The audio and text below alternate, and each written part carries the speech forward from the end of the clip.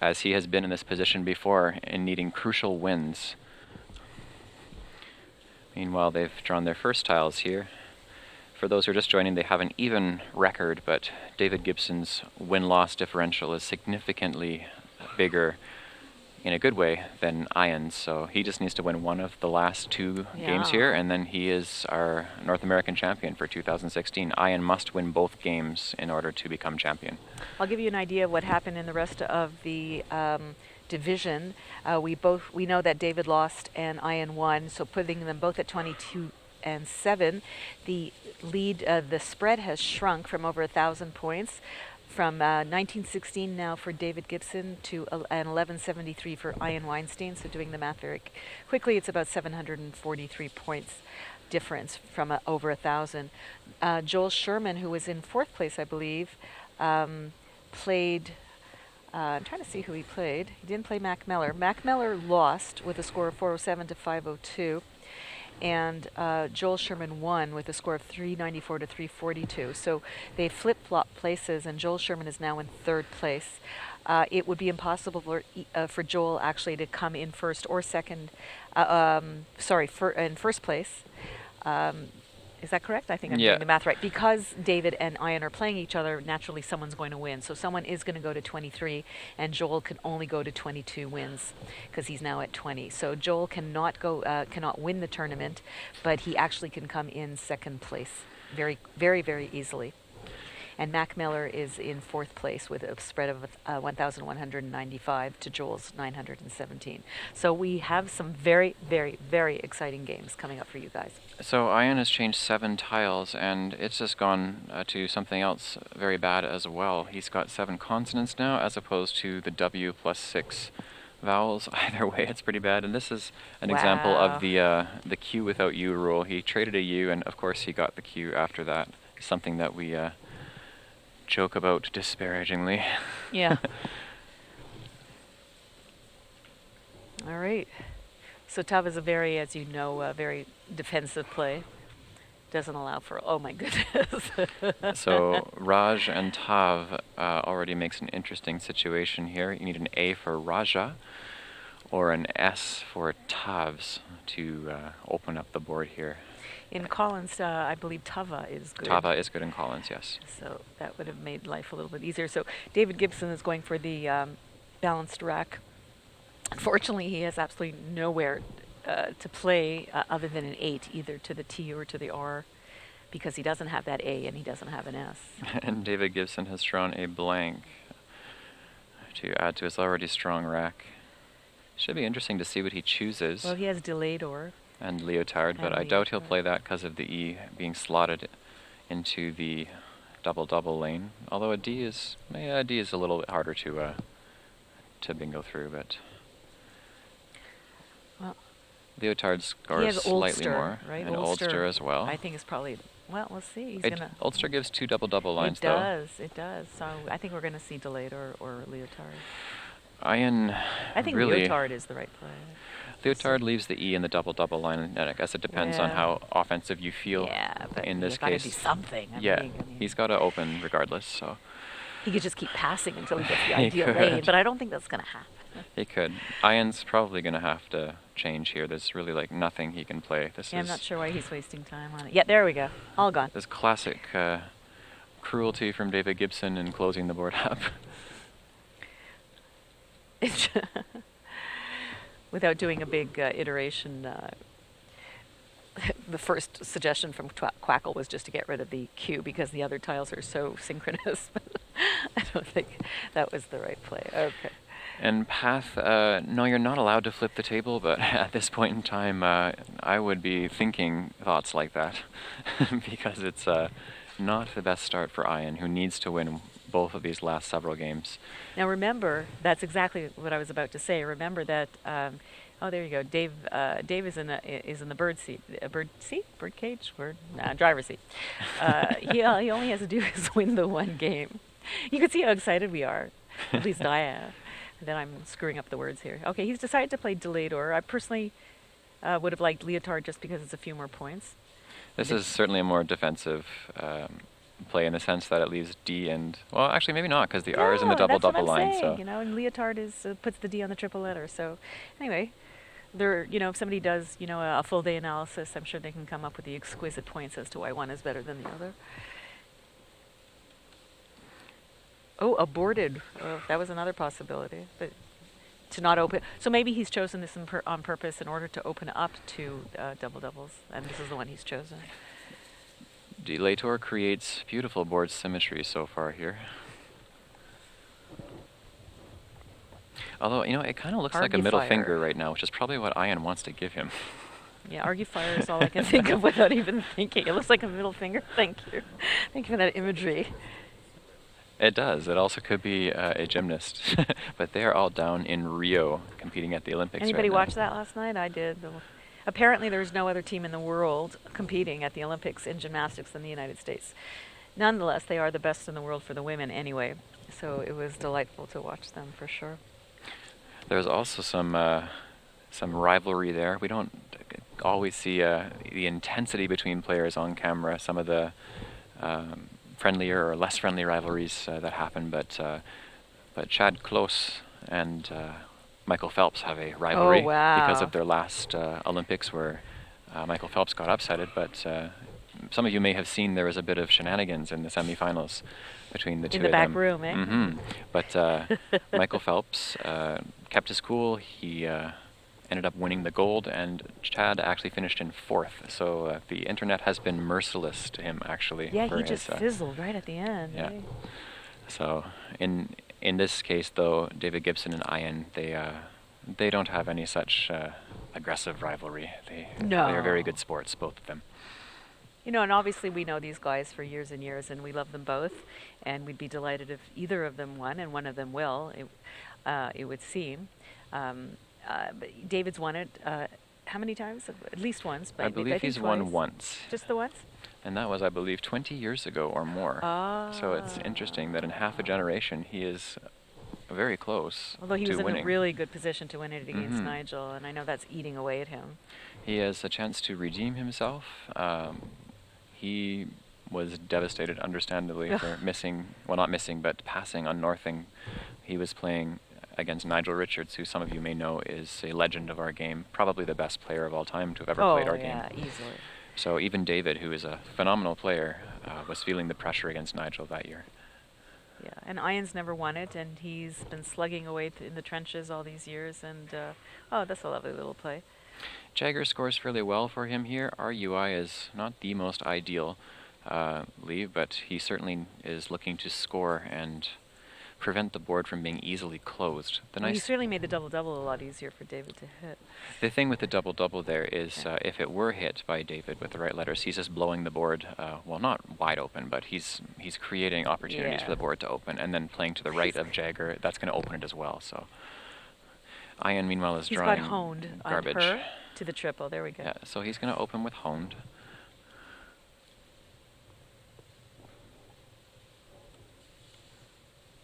That's absolutely the right play. Oh. Ian just cannot catch a break right now.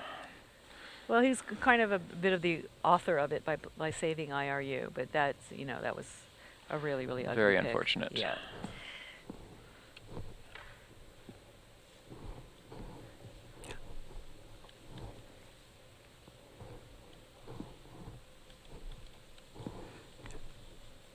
Now he can play. One thing for people out there when you're studying Scrabble, we definitely study racks that have multiple vowels and multiple repeating vowels. There are lists that are like all of the 7 and 8 letter words that have 3 I's. And as you can see on Ian's rack, he's put one of the words we have for a 4-letter word with 2 I's, which is Leary, which he can play quite nicely to make hurl, H-E-R-L, and Leary. Now, it has its dangers because it does slot the I right under the triple letter. But as we talked about yesterday, there's risk, there's reward when it comes to Scrabble. Another thing that won't figure in this game because of the caliber of these players is that he might be setting up David to stick an S on Leary and make a word like squid or something. But Leary does not take an S, but of course David will know that. Fortunately for Ian, David doesn't have the quick drop of chi and chi, but he can play just And one there's- chi for 31 and balance fairly well. We're just getting set up here for a third guest commentator. Once we're all ready to go there, I'll let you know. But Oh, budgies. we're going to be shortly joined by the 2014 North American Scrabble champion Conrad Bassett-Bouchard, who will be providing some valuable insight given that he was in a position much like this in 2014, where essentially the person who won that game was more or less going to win the North American Championship. So here's a beautiful example of how you have the most horrid rack that Ian had the turn before, Giiilur, I believe it was. Got rid of 2 of the I's, picked straight into a bingo. This happens all the time in Scrabble, and it's a perfect example of why you should never give up and why often you should play through your rack. And when I say play through your rack, that means, yes, you would have been tempted to pass, but, he managed to pick up 22 points for Leary. He didn't save the most perfect rack, but look what happened. He picked a bingo right away. So good lessons to be learned for all levels of players. Meanwhile, what we call the post-bingo draw there for Ian is a little clunky. He does have some nice scoring letters. The question is, will he have a good spot to use them and keep him alive in this game? I have the pleasure officially of introducing my good friend, Conrad Bassett-Bouchard, to join us for commentary. Welcome, Conrad. Good morning, guys. Thanks for having me. So, Conrad, you have been in a position a lot like this before you won your North American Championship. Can you talk about what's going through their heads right now as they are in the penultimate round? For both players, it's a must-win situation for Ian, and for David, it really feels like a must-win situation because to have to play, one game for all of the marbles just creates even more pressure. There's so few opportunities to make a mistake. You really just want to win as fast as you possibly can. I didn't have that luxury. I had one game to play and kind of hope I made the best play as much as I could, so I can really empathize with how both of them must feel right now. So David Gibson has Nota lined up on his rack here as one potential playing option. Probably considering that inside of Dab. No, he's going to play it, I think, by Nor. Oh, that's right, yeah, to block the line there, that is even better. TE works in this book as well, the blocker. Yeah, David wants to block as many lanes as he can, as fast as he can. The nice thing with Nota as well is it puts the A above the D instead of an E, so ED words are taken out of the picture here for unloading letters, and that just really works in David Gibson's favor. I'm starting to think that Quackle needs to have a David Gibson mode because the suggestions don't even come close to anything that he plays because of his particular style. And it's beautiful to see. We do have a number of players now who play fairly aggressive, which is certainly not a bad thing in the right context, but learning how to play defense, especially in critical positions and rounds like this, is a valuable skill. And Conrad, I understand you've modeled your game in part after David Gibson. Yeah, I started to find that since so many players played this nice wide open board strategy, I figured there must be a way to try to beat that and beat it consistently. So I looked at people like David who seemed to get consistently very, very high results and looked at what they were doing and tried to take what David was doing and hopefully even improve on it. And I've found that playing a sort of mix of closed boards but knowing how to open the board when necessary has proved to be a very good strategy for succeeding in the game of Scrabble. So Robin, with Ian's turn here, he's down by 60 points and his rack is cabbage, essentially. What do you think he's going to go for here? He seems to have Gnaw lined up as an option, but it's of course a horrific lead. Who are you talking about? Sorry? Ian. Oh, yeah. Well, he's in a really, really not good space right now. What he needs to do is open up the board and get rid of all of his bad tiles all at the same time, and that's just not going to happen this turn. He might consider getting, having that U with the V and the W is deadly. He might consider playing XU and Dub, which doesn't really do anything good for him. Yeah, that unnecessarily closes up the board, and especially against someone like Gibson, you don't want to do his work for him. You want him to work to close that board. You might want to play Val in the same spot then, and yes, use up all of your vowels, but at least you're opening the board a little bit. There's nothing really, really good in terms of scoring points. He could play GNAW, G-N-A-W. That will open the board. It will say VU, but it does open the board.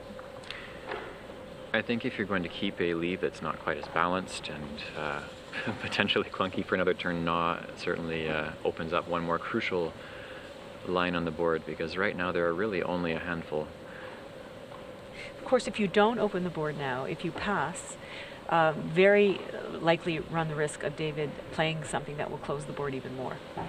As you can see, he's setting himself up for Ama under Dab, Emu, and Lad. You could see it, right?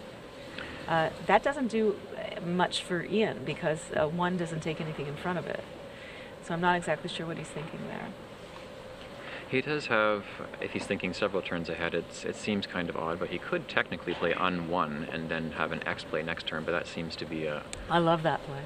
I'm not sure if that would entirely help, but there goes Ama from David Gibson to clutter up the board even more.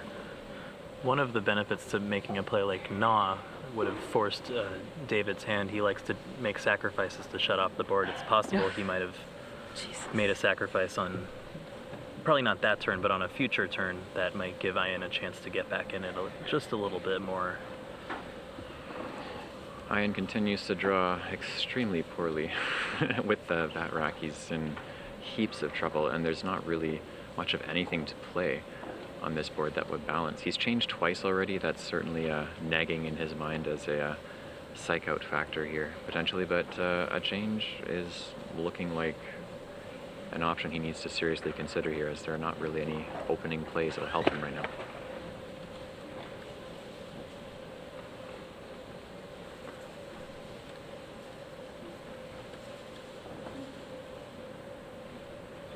Conrad, if there were to be an exchange on this turn, what would you want to hold on to on Ian's rack? I would be getting rid of all 7 tiles. There's nothing here you can keep. He needs to bingo, and he needs to bingo fast. There's nowhere for the X on this board. So as sad as that might feel, he's gonna have to get rid of it. It's too bad that, Un1 is not quite a option here, because it would be pretty darn cool to set up the X that way and open the board, but there's no world in which we can justify keeping BFG BX. No, and then on top of that, David Gibson would have a play like Clone or Clon the next turn to score decently and take out that X spot. So Ian does the right thing here and changes his letters. He just needs to catch a break fast. Ooh, I don't know if David's going to play it, but he's got one of my favorite words, because you take Conrad and insert an EL in there, and then you have Conelrad to the triple for Yeah, Conelrad is 36. nice. And then to answer a question in the chat, yes, Alencon works in the North American dictionary as well. I'd certainly play Conelrad here, but I have a slightly different score, so I don't know if anybody can. If anybody's playing along, I have a different score of 154, 198. Not sure. I like Conelrad, not just because it's Conrad's favorite word, but it definitely opens up the board in a crucial way. Yeah. well, it's David who would be opening the board. Oh, right, David, I'm sorry. So then he won't play that. I don't think he will, but I would think he has a large enough lead where... He could. He could. If he weren't to play that, then some of the other options here, where can we see him scoring, if not that? Conelrad is certainly the highest scoring option on the board. Knowing David, he's probably not going to score very much. He'll probably make a very small play that takes out really the only bingo threat, which would be by the T and the R. The benefit about only having one bingo threat at a time as the person with the lead is that you can always try to negate that bingo threat on each turn, whereas if there's ever two lanes open, you kind of have to make a decision.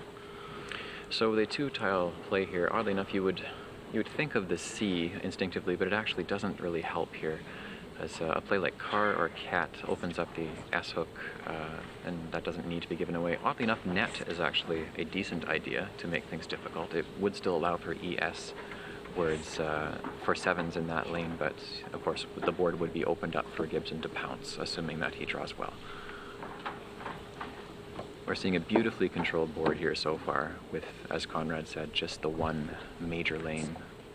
Well, major in the sense of somewhere you can play all 7 of your letters, but it also doesn't score that well, which is, I imagine, very carefully considered and constructed by David Gibson here.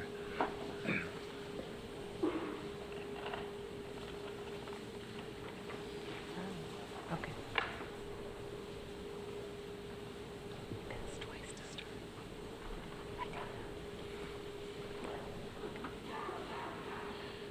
Oh, wow. Wow. Play goes for Kaner. Wow.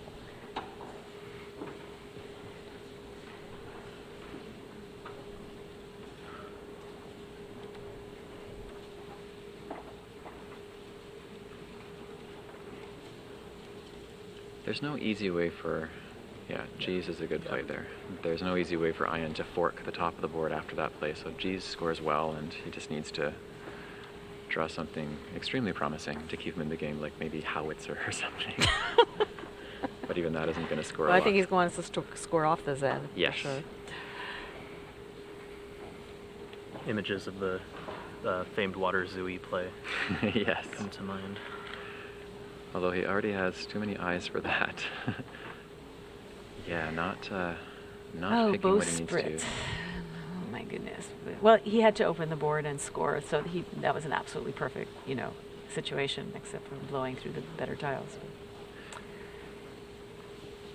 So Robin, if you were a David Gibson, what would you do right now? Well, let's see. I would have to undo the mess of Kane. I don't understand Kaner at all, but I'm not David Gibson, so I'll ask him afterwards what he was thinking there. He doesn't have an A to block the. I mean, he might just play something like zone. No, I don't think he would do something like that. Ozone. You have to ask yourself, how much do I need to keep scoring and how much do I need to keep blocking? He's not that far ahead, I think he needs to start scoring. Conrad was such a pretty play, really great find.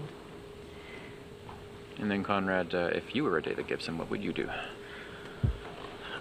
Well, I think it can be pretty important to stick to your strategy if it's, the way that you like to play. And so I would assume that David's going to try to do something that blocks one of the 2 lanes on the board. I think his thought process with Kaner is that he's really just trying to minimize the things that Ian can do to get back in the game. While I don't necessarily know that was the right way to do it, I might have waited another turn. I think that's what he was thinking, and yeah, I'm not surprised. It looks like he's going to try to play INN parallel to G's, because it effectively blocks both E's. And yeah, a beautifully nasty play to block up the board here. But the trouble with that kind of strategy is that unless you have over 100-point lead, it really can come back to hurt you. The board really needs to be perfectly closed, or you need to know that you can keep the board closed. And I don't quite think he knew he could do that with that G kind of looming. One thing David Gibson could do in his next turn is he could play Oenomel, so on the bottom to score. Although it does leave the E above the double letter score, so maybe not what he wants to do when it's super close, but ideally he would like to score and unload some letters, so while that's a candidate, it probably won't be what he chooses as he opts for more defense. What Ian needs to do now is to play in such a way as to fork the board, as we talked about yesterday. So ideally he'd be able to do that through the C. He'd open the board above it and then a vowel below it, and then he'd have 2 different lanes. He just doesn't have the tiles right now to do that. But he's very, very fortunate that David's playing the way he is, because David's not scoring either, so it's buying him a lot of time. In a closed board, when it's played very well, even this, with a 30-point lead, it's momentum for roughly 1 turn, and that's really all you need when you're playing a tight board, is to maintain at least that, if not more, when there's just 1 spot. It's crucial that he maintains control here and keeps his lead.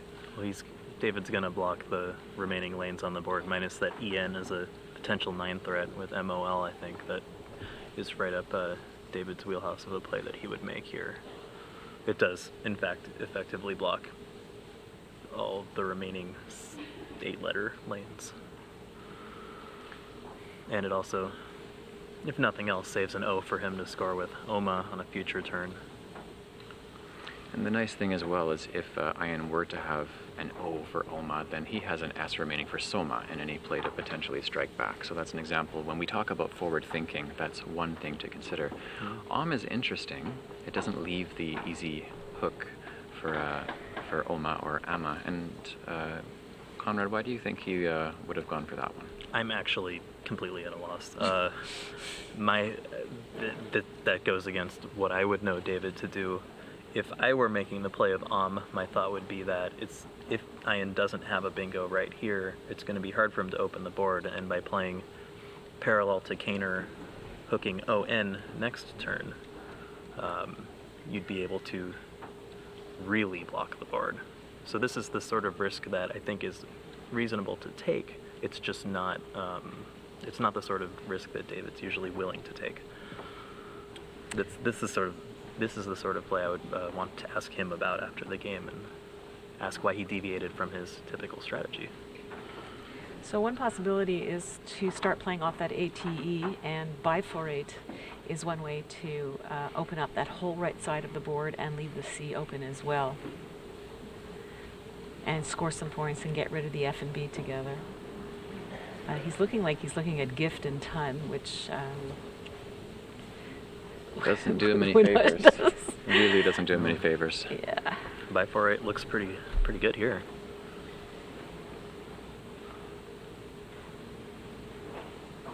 He also has very pretty, if he just wanted to score points and start, because he is really not that far away, is to play Biogen over the Whiz. Biogen gives back quite a bit, though. It does. Just looking for ways for him to score. Yeah. No, I think Bifurate's a nice spot there. It's easy to come back on it, but the biggest letter that I could think of offhand with that B in the N1 position would be something like jib or jibe, jibs or jibe, but the J's gone already. It would just give him probably back like a 30-point. Yeah, well, I don't know. All right, maybe some nerves, I don't know. I'm guessing he probably missed the play on the right side here. Also, when you play David often enough, you know that when he's been playing these little turns over and over again, not only is he blocking the board, but he's also grooming his rack. And it could be that Ian is thinking, you know what, he's been grooming it long enough and he's going to bingo through that C and I better block it. Oxen's a nice play to keep a balanced lead, continue to score to build.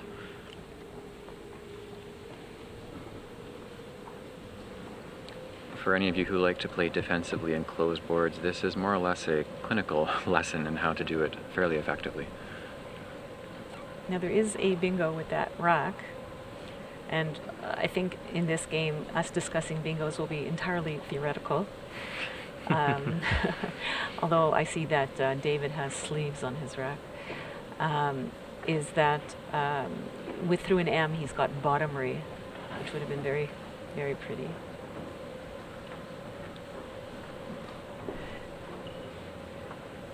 I think the reason for GIF is exactly what I said. I think he's thought, he's been grooming that rack long enough. I haven't seen that last blank, and it's time to, just score a little bit and prevent him from bingoing. Okay, now we have an A hook that's been created. He doesn't have an A on his rack, but there are two unseen.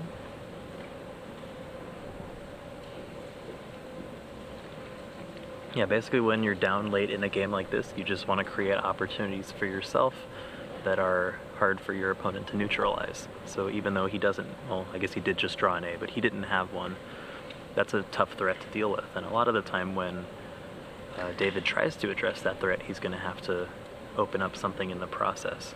So that's the thinking behind Ian's play there, I believe. Yeah. And in fact, he did draw an A, so... This is actually a very nice game for us to have to analyze and for people out there to watch, because you've seen a lot of slugfests and people with incredibly great racks compared to someone with a bad rack, and the games, although they're always interesting, this one really gives you something to chew on and to think about. And I think we're going to be getting down to 0 on the clock in this game, because it's going to be a very tight, unless somebody blows it open with something great, but it's going to be a very much a thinking person's game. So then one option that stands out early for Ian, I feel like for anyone learning strategy, especially when in a position like Ian's, you might be tempted to play Etria and Abate, but that should require some pause and thought before you do that. What would you have to consider in this position before making that play or not making that play? A lot of it would be the game score. You know, if David hypothetically had a bad rack here and decided to trade, Itria would get you within a few points, and then you don't really need a bingo to win anymore. The problem is that Ian really is going to need to bingo to get back in the game. According to Championship Quackle, the best play would be V's, V-E-E-S, and dabs. I haven't done any deep iterations for that one, but that's what's come up. It does create a hypothetical lane for an 8 with E in the third last position, but I think that would get closed up pretty quickly. Jaggers is an interesting idea here. I think he's playing a bit of mind games here with Ian, to be honest, by playing one letter down. I mean, his rack was already good, but Ian's going to be thinking pretty hard about, oh wow, he must have really nice letters, and just grooming his rack again. Yeah. I think part of what David was thinking there is he knows he can't address the bait threat right now, the abate threat, and he's got a time advantage on Ian, so there's really just, it's not the turn that you want to spend a bunch of your time thinking about how you can control the board. It's just best to just take the points and go. So playing off that S, David Gibson's drawn another E. A T for televise would be nice, but that's not likely to happen here. Now I think he's going to play dabs and viz to address the new koi threat, and tip cart's not going to go anywhere. No. Not that it was going to anyway. Tip cart, so great.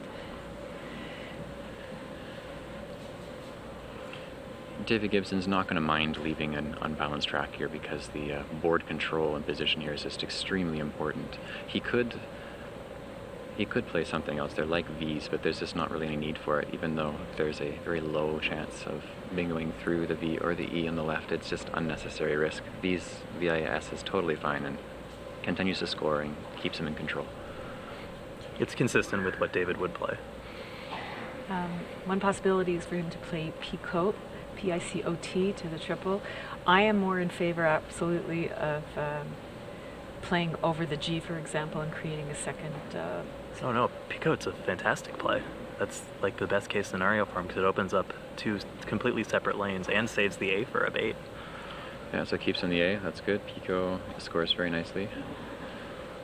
That would be a last-ditch effort here. He'd need to draw fairly well, which is possible. He's really only one turn away from getting to play in the right spot on the board.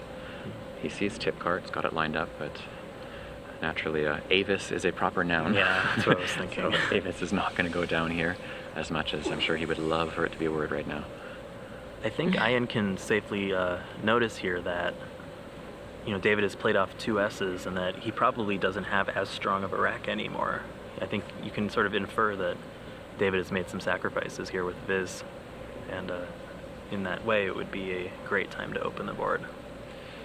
And Ian has also correctly identified another way to fork the board open in a sense of a last-ditch effort here with Pita or Pika.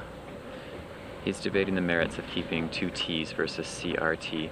He knows the C is a blocking tile, so being able to put it in a position that doesn't close the board is a nice That's beautiful. choice. I hope people understand that. If he had played Pita, then David could have played above it very easily and blocked the board. But because nothing goes in front of C, it's very, very difficult to... You can't just block it. You just have to play off the AG in order to do any blocking plays. So now David Gibson doesn't have any easy way to completely shut down the board right now, which is what Ian needed at this crucial point in time. Let's see. Still no second blank. Oh my goodness. think at this point, David needs to start scoring, and he can score and block one of the lanes with P-E-E-P-U-L here, Yep. which seems like the pretty clear play. We're seeing that in the chat as well. Peephole is a suggestion in there. So that would certainly help groom his rack, use up tiles, which he wants to do, given that he has the lead, and create a little bit more padding. You might say the people want people here. And the people want people. And the nice thing is that no bingo that Ian can play above AG is going to score more than 70 at the absolute most. So even in the worst case scenario, David's not down by very much after people, short of a miracle bingo, to abate. People is not a new word. We've seen some word knowledge minor issues with David Gibson on table 1, but people is an older word, so I wouldn't expect him to miss it. I forgot to tell you, I spoke to David after the game, and he wasn't even aware after the game that he had missed Linny's, so my bad for actually bringing it up. That's interesting. So Pluote opens the board up. I think David's nervous. I'm gonna be honest. That's an Wow. that's an uncharacteristic play. Yeah. That's not at all his style. It's very surprising. 3 E's, wow. It accomplishes Oh. Nothing. Oh. Wow. And no blank. Wait, one more. A blank would really save what is otherwise a There are tough 5 rack E's here. on. Does he have 4 of the 5? I He's see 4 that of the tile. 5s, yeah. It's an A. Okay, so But that's not good for. he's in trouble. Then there's OUI left, and one more E, which he already has. Ooh, so we are down to 9 tiles. It should 9 be. tiles. So this is where pre-endgame is extremely important to try and maximize the chance to bingo out late, which is something Ian has done multiple times to save his skin in this tournament. It would be very appropriate if he were to do that here, to force a final game to decide the championship. I hope people were watching the. We didn't have online commentary in terms of Jesse and me doing the commentary, but we did have. There's always available to you table 1 of both Collins and OWL to watch from the NASPA website. And if anybody saw, Ian had a rack of AAAIUR blank, I believe, and threw an S, and the S had to be in the 5th place. He played Myosaur, which I assume is a form of some sort of dinosaur, right? Yes. Which takes an A at the end, but it was at the bottom of the rack of the board, so nobody could stick an A on it. But that won him a game, and to me that was, that's a championship level way to win a game. Ian needs to be really aware of his time here, because as we say, we've kind of moved into the pre-endgame phase of the game, but likely this game is going to have more than one turn in the pre-endgame, and you really want to save as much time as you can in a game of Scrabble for that time in the game. So I'm not really surprised to see KH lined up for KHI in the top left there for 20 points, keeping himself in firing distance and keeping a pretty solid lead for trying to draw a quick bingo here. When you're behind and trying to bingo, you also have to make sure you score enough so that your bingo can actually get you a win. So with that, he scores 20 points, bringing him within striking distance. Just needs a bingo. That's when you use all of your letters in one turn. Just needs that to squeak this one out. If he were to do that, the things that he would want to consider before making that play is looking at the letters left in the pool in the bag to see if there are possible words he could draw into.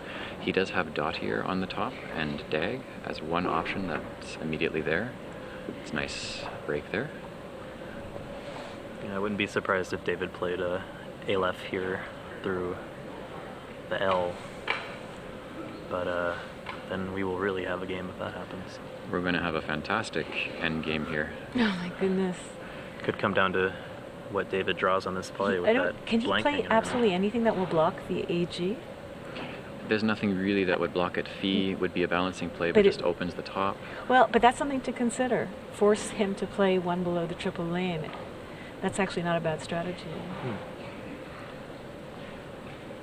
That would be thinking a few turns ahead. Certainly a reasonable option to consider. It is actually an interesting spot here because pretty much all the plays that score above AG are going to score about the same above an E that Fee would open, and it would give David more of an option here to come back.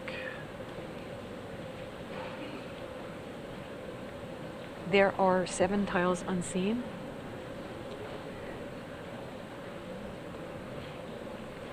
Whatever happens now, the bag will be empty within 2 turns. David's also using a fair bit of time here in the pre-end game to decide what he could possibly draw into, now that he can see that clearly he's not going to shut this board down anymore. And that was actually his own doing, really, by playing Blue out when he did not need to. Yeah, I can feel David's nervousness. I know it's like... You feel my nervousness. Yeah. He's looking at 2 E's. He's setting himself... Oh, no, he's not setting himself up for an F play. Wow. Well, for a smallish one, but Doddier's going to go down quickly here, so it's might come down to whether or not David draws the blank here. There's an S and a blank. Gibson Deffens has the blank. That's amazing. Yep, Deffens is gonna, or something like that, is gonna win Thank the God. national championship. That's a amazing pick there. That is. Well, let's see what he's got, though. He's got Deffens, if nothing else. Deffens, right. Oh, my God. So we are looking at a repeat North American champion, and significantly, this is, I believe, 22 years after his last one. Was it 1994? 1994, yeah. So 22 years after winning his first North American championship, he has won again. You know, it's one thing. Joe Edley has won 3 impressive championships, but they were still relatively close together compared to 22 apart. It's a testament to how long David Gibson has played at really a phenomenal level. Yeah.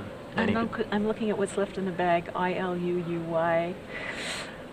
You could see Ian just had a moment where he saw what was in the bag and he just made a little nod, like, okay. He knows. He It's knows over. that he's lost at this point. But you know, there's only the one bingo. That's it. And he's got to find it. And he's got 3.5 minutes to do so. Are you sure that any of his non-bingo plays aren't enough to win? I would think that there must be something you're underneath probably that. right. I mean, just going out with ILUUY. Yeah, you're absolutely right. Yeah, it's just drawing that blank that makes all the difference. And, you know, having been in this position, part of winning nationals is having things go your way at the right time. And that was definitely the right time. That was an example of that. But he still needs to find the word, which we would expect him to do. Well, he's nervous. Yeah, he's really nervous. He might play NEIF, naif. Let's say he's got freeze spelled out underneath IF. I think right now he really just wants to get the game over with. I could feel his heartbeat. Yeah. And the thing is, if he goes to the alphabet, you know, he'll get to it pretty quickly. The D is only the 4th letter. No, I think he's going to play naif. Yeah. Question is, does that score enough? He can see that Ian has a bad rack, so if he's even a little unsure of any bingo option, he's just going to look for something that scores enough to win. And Neef should score enough, because he's going to lead AES blank to go out for his last turn. And Yeah, I think he can go out with that. Yeah. I mean, honestly, like, when you're under that sort of pressure, maybe you're only 99.9% sure that Deffens is a word. I know that sounds silly. But it's a difficult position to be in, for sure. All he needs to do is win the game. So if you have any doubt in your mind, make the play that you're positive will win you the game. And maybe that's what he's doing here. So 8, 9, 10, 11. So 33 points for that. He can see that he'll score enough to win even with a non-bingo play, and that is all you have to do here, really. I mean, people will likely be disappointed, including him, at not finding it, assuming he didn't, but it doesn't matter. You know, he's done enough to win. To be honest, I don't even know if he looked for it. The way that he was rearranging his tiles and the way that he was focusing on the shorter plays, I actually don't even think he looked for a bingo there. In fact, I'm fairly certain he didn't. Which is kind of a testament to the way that he plays Scrabble. He's just focused on the win. It's a very unique insight into a very unique player in the game of Scrabble. And he saved himself a nice S hook on naif. It takes an S. Not that he has any shorters of outplays. So we have two Davids who are winning their divisions respectively. David Gibson in Division 1 TWL, and then David Eldar in the Collins division. We will see a swathe of Davids. And I have a feeling we're going to be seeing Ian in the next round. He will go to 22-8, and the next person can only be at 21 at most, or even just 20. Just got to make sure he makes any valid play here. Any valid play wins the game for him here. He risks falling down to third place if he loses the next game as well. So we'll see what comes up, what goodies are waiting for us after this game.